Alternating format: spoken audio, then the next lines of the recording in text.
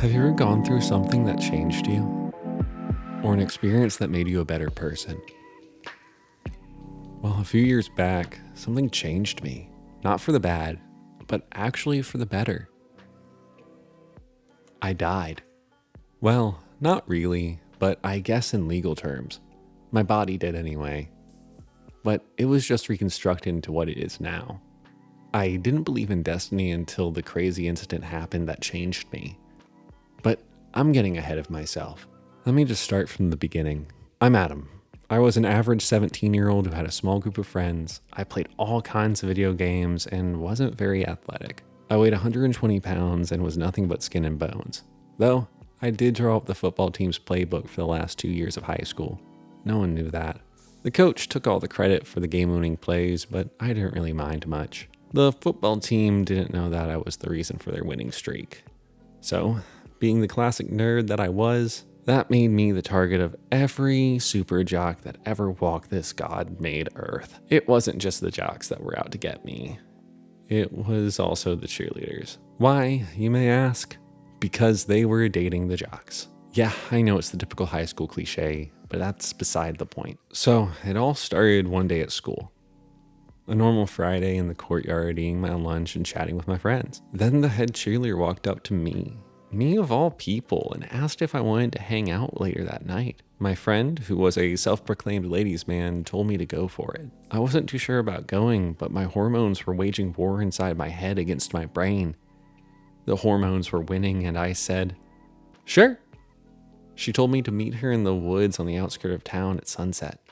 Our town was surrounded by trees, and it was very easy to get lost in the woods, but I knew exactly where she meant for me to meet her. There was a place just on the outskirts of town where people would get drunk or high on the weekends. So, being the little sheep that I am, I did exactly what she said. The school day went by pretty slowly after that, slower than normal.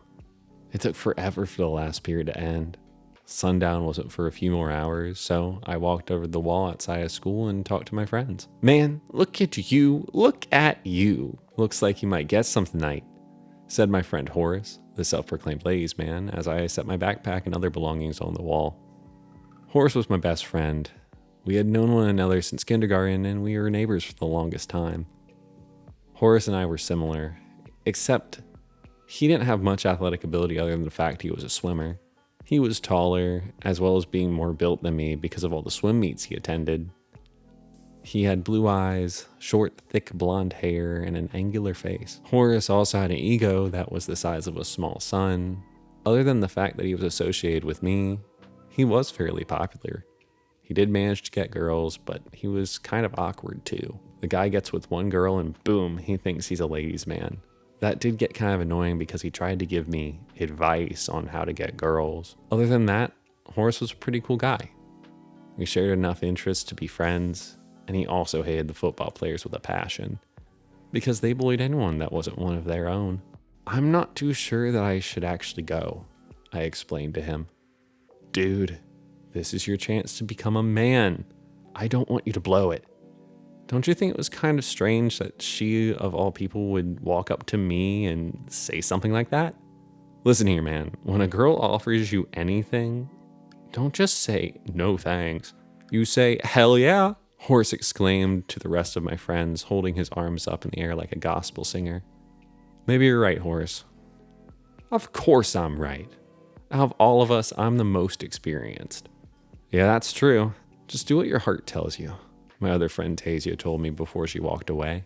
Horace and I have known her forever. She had the deepest blue eyes, perfect shoulder-length brown hair, and she was the sweetest girl in the whole world. Tasia was a very pretty girl.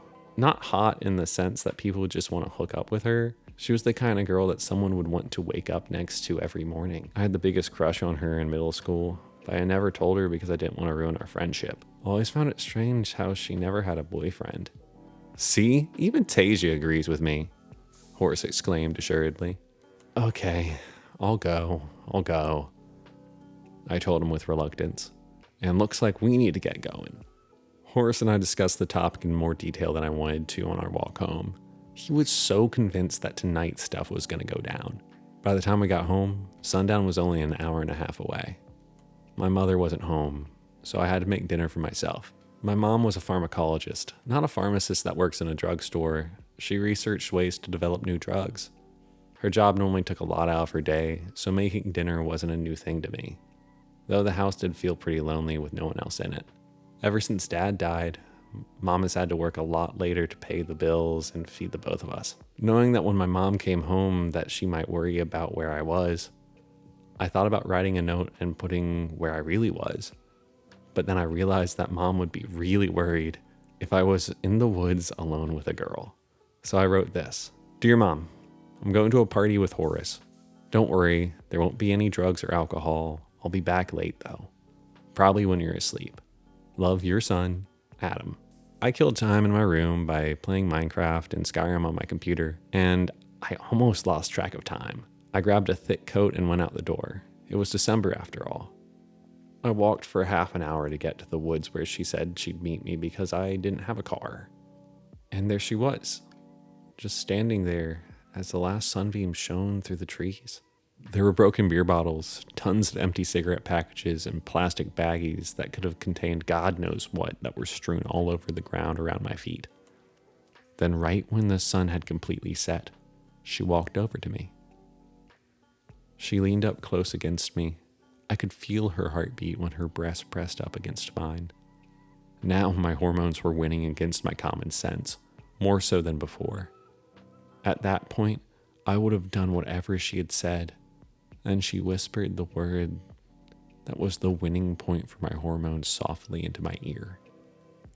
Strip. I did. I was down to my boxers when from the bushes, close to the tree line, I heard chuckling. Say cheese! And then a blinding flash. Disoriented, I couldn't see the faces of my tormentors that had been accomplices to the scheme, but I could hear the soft crunch of leaves under their New Balance sneakers as they moved away towards the road. I heard a loud slam of car doors, then a loud screeching of tires against pavement. I could smell the burning rubber in the air. To this day, the smell of burning tires makes me relive that night. There I was, standing in the woods, in my underwear, for crying out loud. This all happened because my hormones got the best of me and I listened to Horace. I couldn't believe that I was gullible enough to fall for such a simple trick. Nevertheless, I collected myself, understanding that this situation doesn't happen just to me, but it happened to most everyone that wasn't a football player at my school. Everyone goes through something similar to what I've gone through, but this time I was out in the middle of the woods at night with no way home, in my underwear. So I think I've gone through the worst of it. I was fine with being alone. I was used to it. It's not like I really hung out with my friends very often, other than Horace, Tasia, and Judah Kyle. I usually just stayed at home sitting in my room reading a book, on an online chat, or playing video games.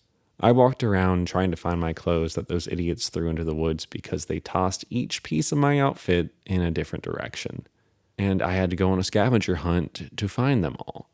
I didn't want to believe that I might be found half naked and frozen to death. It took almost an hour to find all of my clothes. When I finally found my coat, my phone in the front pocket had been crushed and wasn't turning on. A few hours passed, and I was still just wandering around in the darkness of the cryptic woods. It was around what I believed to be midnight because my watch stopped working all of a sudden without reason. Then I saw the first few beams of light shine ever so faintly through the slight clearing in the vegetation hanging from the trees and clashing with the open air. I walked closer and closer to the light until I found myself in a clearing where behemoth electrical towers were holding up snake-like power lines that led back to town. Should I go back to the comfort of civilization or stay out here and just watch the incandescent sky? After all, Mom isn't expecting me home yet, and I didn't want to explain why I was home much earlier than I said. I knew that going back would land me in pure Shameville from everyone the next morning. Not just at school, but the whole town. Things get around quickly. I decided it was probably best to go with my second option. I lay down on the somewhat wet grass and just stared up at the sky. I felt the cool night air surround my body even through the thick coat. And I started thinking about my faith, about if God truly existed, if he was looking down from heaven laughing at me, and thinking about how stupid I was. That was when I saw it. The light that triggered the moment I can still remember vividly. A star that was brighter and bigger than every other star in the night sky. The massive blue blazing ball of light hurled across my limited field of vision. It came closer and closer, like it was being guided towards me, until I realized it was. Quickly, I began to run as fast as I could towards town, but I had wandered so far that I was about 3 or 4 miles away. Okay, Adam, there is a giant blue star or UFO or whatever the hell it is chasing you, I frankly told myself, coming to a sudden stop. Just calm down and relax. None of this can possibly be real.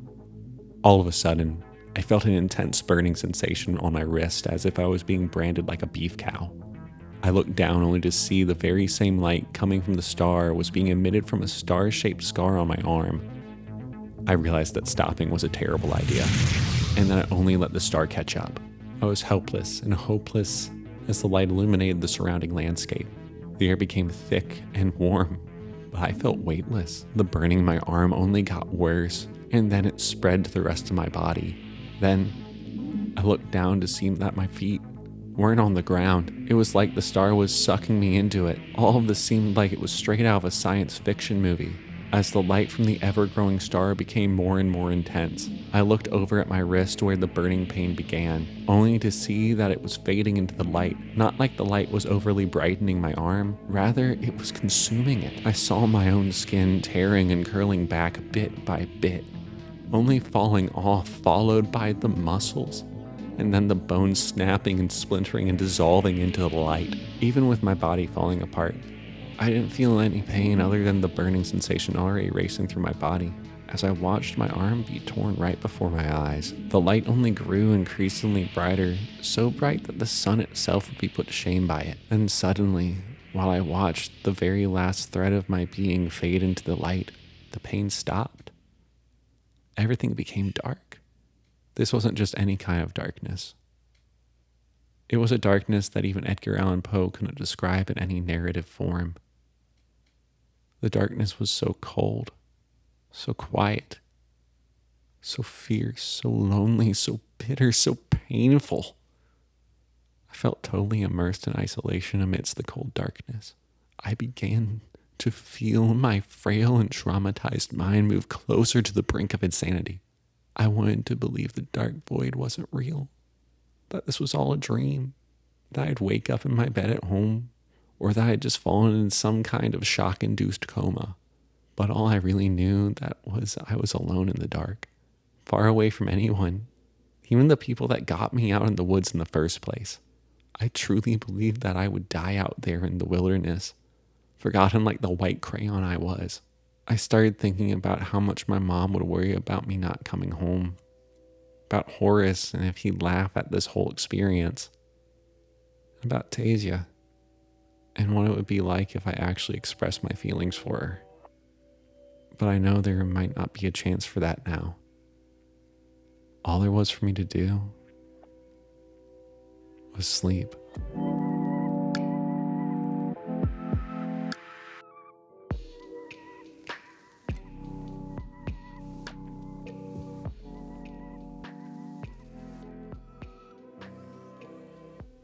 Hey guys, welcome to the end of the video. Comment end of the video club if you made it this far.